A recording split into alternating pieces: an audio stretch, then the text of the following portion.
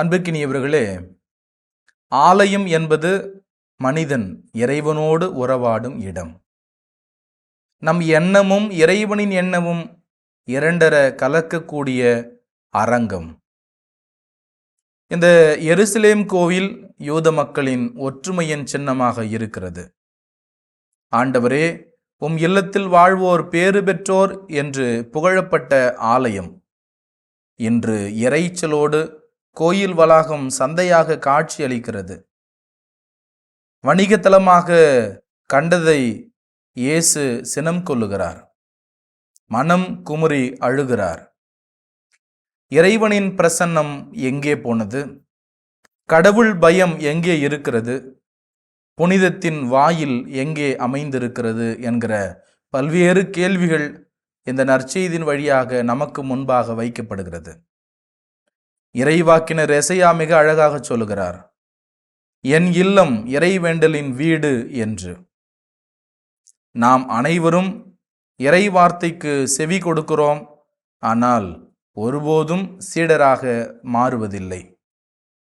இன்று இயேசுவின் போதனை நிலைத்து நிற்கிறது.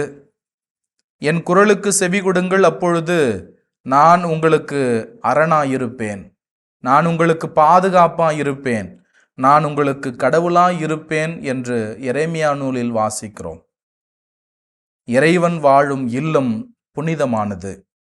அதில் நாம் நிலைத்திருக்கிறோமா? இறைவனின் பிரசன்னத்தை முழுமையாக உணர்ந்திருக்கிறோமா? நம் எண்ணம் என்னவாக இருக்கிறது? இன்றைய சூழலில் நாம் எப்படி இருக்கிறோம்? எல்லாவற்றுக்கும் முதன்மை இடம் பிடிக்கும் ஒரு செயல்பாடாகத்தானே நாம் பார்க்கிறோம். நாமும் சில வேளைகளில் மதத்தின் சூழலில் ஆதாயத்தை தேடக்கூடியவர்களாகத்தானே நாம் இருக்கிறோம்.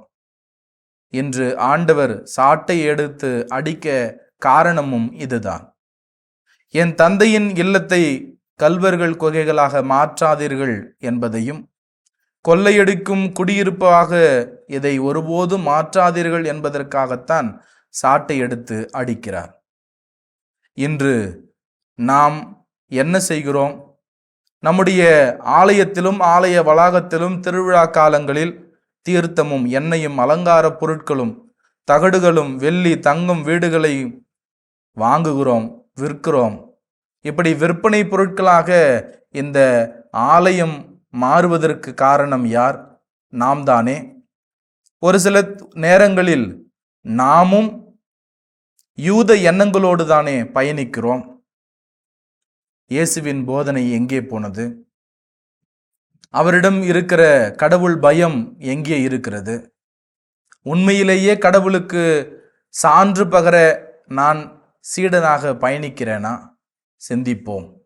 தூய்மையான ஆலயத்தை நாம் தான் சுக்குநூறாக உடைக்கிறோம், அசுத்தம் செய்கிறோம் என்பதை மனதில் வைப்போம். தூய்மையான ஆலயத்தை நாம் உருவாக்க முயற்சிப்போம்.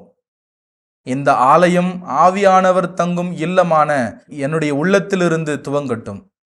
என்னுடைய உள்ளத்தை தூய்மைப்படுத்துவோம். இயேசுவின் ஆலயமாக அதை கட்டி எழுப்புவோம். இன்று எருசலேம் ஆலயத்தை அவர் சாட்டை எடுத்து தூய்மை செய்கிறார். நாம் நம்முடைய இதயத்தை தூய்மை செய்வோம். அது இறைவனின் ஆலயமாக கட்டமைப்போம்.